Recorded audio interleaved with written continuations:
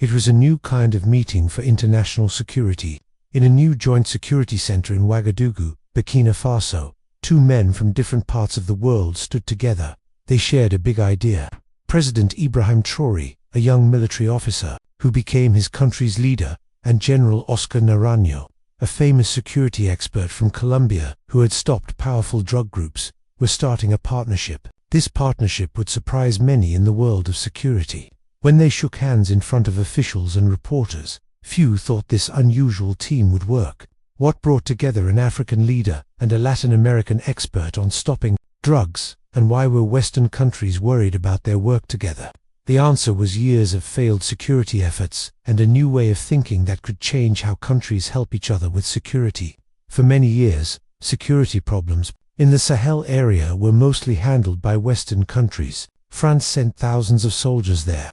The United States set up military bases and training programs. European Union groups gave money and advice. But even with all this foreign help, the security situation only got worse. Armed groups kept taking over more land, more civilians were hurt or killed, and people lost trust in both foreign soldiers and local governments. Everyone could see the problems, but no one knew how to fix them. Western security methods, which focused on high-tech spying, drone attacks, and regular army actions, didn't seem right for the complicated social and political situation in the Sahel. Also, relying on these foreign helpers made African countries less independent and stopped them from finding their own ways to handle security. In the northern parts of Burkina Faso, things were very bad. Villages that used to be busy with trade and community life were now empty. People had run away too. Crowded camps, schools had been closed for years, meaning a whole generation of children grew up without an education. Health centers barely worked, if at all. Armed groups set up their own rules, collected taxes, and gave out their own harsh justice. Dr. Ousmane Diop, a security expert who saw how bad things got in the Sahel, said that the Western way of handling security caused a strange problem. Foreign soldiers would make an area safe for a short time, then leave. The armed groups would come back and hurt anyone who had worked with the foreigners. Communities were stuck in a terrible spot, not trusted by either side and not protected by anyone. This was the situation when Ibrahim Traoré took power. Burkina Faso in September 2022. He was a 34-year-old military officer, known for being brave in battle and smart. Traoré quickly showed that his country would handle security problems in a very different way. In January 2023, he told French soldiers to leave Burkina Faso, ending their 10-year stay. In the months that followed, he started to change the country's security plan to rely more on itself and work more with other countries in the region. The choice to make French forces leave was argued about around the world, but most people in Burkina Faso supported it. Years of French military presence had not made things safer, even though they kept promising it would. Instead, many people in Burkina Faso started to think these forces were mainly protecting French interests, not the local people. Public protests supporting Traoré filled the streets of Ouagadougou with signs saying they wanted security, independence, and African solutions for African problems. In an important speech about his new ideas, Traoré explained that the main problem with foreign security help was not what the helpers intended, but the methods they used. These methods were made for different places, different dangers, and different societies. Burkina Faso needed ways of doing things that came from its own situation, cultures, and ideas about safety. This way of thinking made Traoré look beyond the usual countries that offered security help to Africa. If Western methods were not working, maybe there were lessons to learn from countries that had faced similar problems and found their own answers. He looked to Latin America, especially Colombia, a country that had almost failed because of drug groups but then became a security success story in its region. General Oscar Naranjo was the person behind much of Colombia's security change. As the head of the Colombian National Police and later as vice president, Naranjo found new ways to fight armed groups that were not part of the government. Instead of just using military force, his plan focused on spy networks, working with communities, targeting the leaders of these groups, and dealing with the social and money problems that made people join them. Naranjo's method was special because it focused on doing things the right way.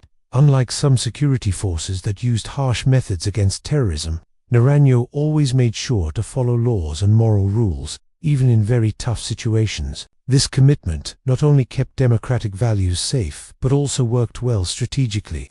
It built trust with the public, which eventually separated armed groups from people who might have supported them. Dr. Aminata Dio, Burkina Faso's new special advisor on security plans, said that General Naranjo understood something that Western security experts often miss. He knew that to beat armed groups, you need more than just strong weapons. You need to truly understand how they are set up, what drives them, and how they connect with communities. Most importantly, he understood that lasting safety can only be built with the people, not forced upon them. Traoré was interested in Naranjo's knowledge, which led to initial talks through Colombia's embassy in Ghana, a nearby country. The answer was good, but world politics made it tricky. People close to the talks said that Western powers, who had long been the main helpers with security in Africa, were worried about this possible partnership. They pushed Colombia to only have small, symbolic talks instead of real teamwork. Foreign Minister Gibel Bossel said there was a clear effort to stop this sharing of knowledge. It was as if some countries thought they should be the only ones with security knowledge in Africa, even though their own ways had not worked. This resistance showed deeper worries about changes in how countries work together on security. For many years, Western nations saw themselves as the main providers of security knowledge worldwide. The idea of effective security partnerships between countries in the global south threatened not only this role, but also the power that came with it. If African nations could find good security solutions without Western guidance, a big part of their global influence would be lost. Not giving up, Traoré took the unusual step of calling Naranjo himself. Naranjo had stopped working for the government, but still advised several Latin American countries on security. Their talk lasted over 2 hours, and they discussed how Colombia's past problems were similar to Burkina Faso's current ones. By the end, Naranjo agreed to visit Ouagadougou to see the situation for himself. That first visit in March 2025 was supposed to be for 3 days, but Naranjo ended up staying for 3 weeks. He traveled a lot around the country, meeting with military officers, community leaders, former fighters, and people who had been hurt by violence. What he found both worried and inspired him. His trips took him to communities on the front lines in the northern Sahel region, where he saw how armed groups, local people, and security forces interacted in complex ways. In the eastern areas where mining happened, he saw how using natural resources caused both conflict and chances for economic growth. In camps for displaced people, he heard stories from civilians caught between rebels and anti-rebel actions. Naranjo said in his first report that the situation was very much like Colombia in the early 2000s. He noted that armed groups were using real complaints, making money illegally, setting up their own governments in ignored areas, and using fear to control people.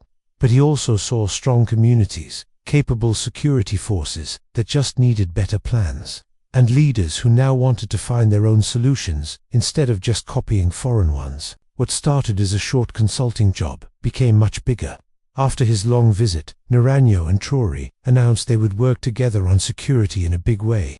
The Colombian general would put together a team of experts who had helped Colombia change its security. This team would go to Burkina Faso for at least a year. With people from Burkina Faso, they would create and carry out a new security plan made just for the Sahel region.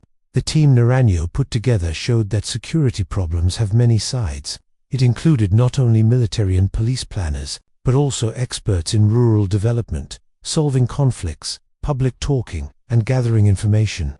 Many of them had lived through Colombia's hardest times, bringing real-world experience, not just ideas from books. Very importantly, the team had people who grew up in areas affected by conflict. They understood the view of regular people, which was often missing from security plans.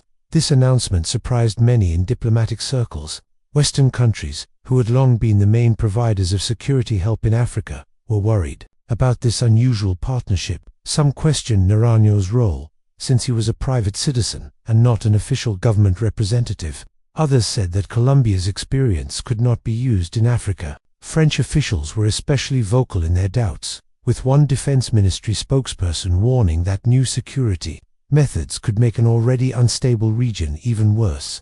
American responses were more careful in public but reportedly stronger through official talks, with pressure put on both Colombian and Burkinabe officials to rethink the plan.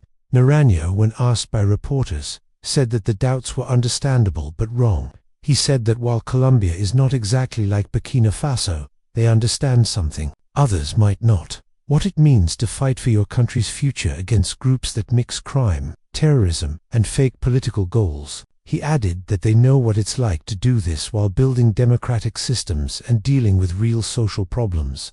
Most importantly, they know what it's like to do this as a developing country without endless money.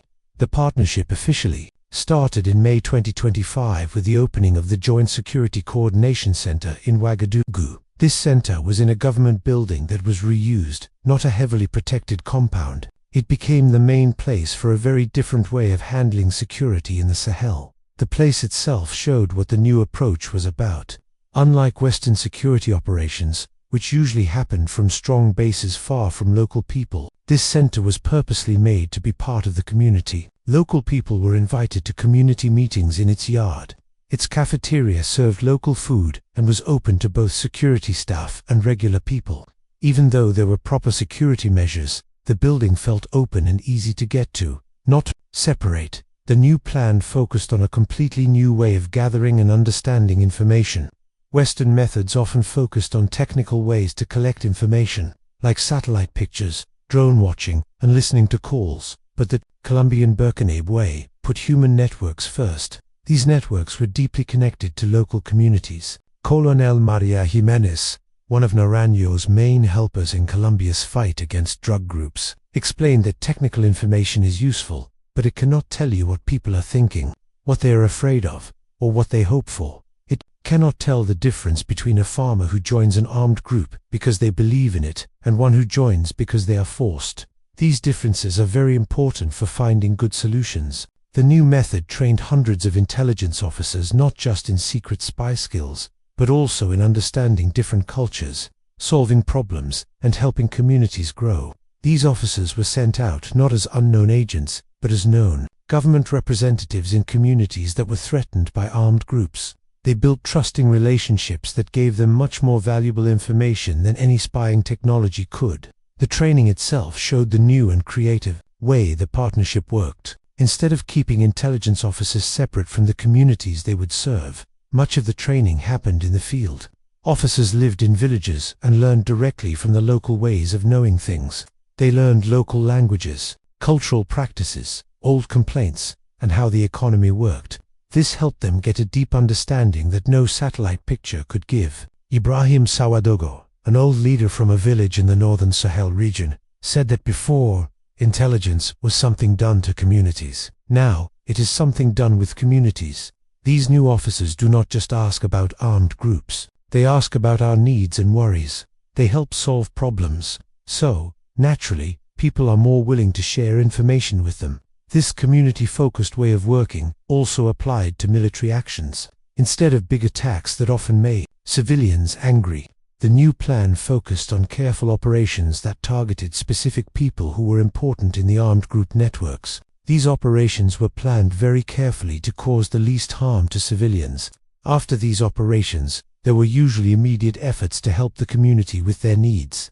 The way operations were planned also changed. Before any big action, a detailed study was done on how it might affect civilians. This was not an afterthought but a main part of the planning. Local leaders were asked for their opinions on when and how to act, whenever security allowed. After operations, immediate feedback was collected from communities and used to plan future actions. Colonel Adama Arago, who leads Burkina Faso's new Special Operations Group, said that General Naranjo taught them to think differently about what winning means. It is not about counting dead bodies or controlling land on a map. It is about stopping the armed group from working together well, while also helping communities become strong against their influence. This needs very careful actions, both in how they are done and in doing what is right.